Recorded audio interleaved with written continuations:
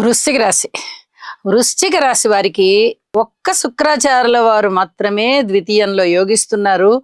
అయితే పరస్పరం విభిన్నమైనటువంటి దృష్టులు పడుతూ ఉండడం చేత ఈ ఫలితం కూడా చాలా బాగుంది అని చెప్పడానికి రావడం లేదు. వివాహేతర సంబంధాలలో ఉన్నవారు అధిక జాగ్రత్తలు తీసుకోండి. అలాగే వివాహ జీవితంలో ఉన్నవారు కూడా భార్యాభర్తల మధ్య అన్యోన్యత అనేది కాస్త కొరవడే విధంగా ఉంది. ఇక్కడ కూడా ఓర్పు కలిగే ఉండాలి.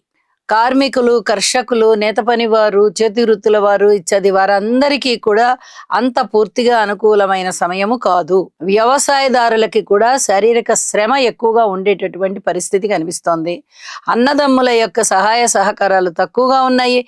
మాతృవర్గ రీత్యా కొన్ని రకాలైనటువంటి ఇబ్బందులు ఎక్కువగా ఉన్నాయి.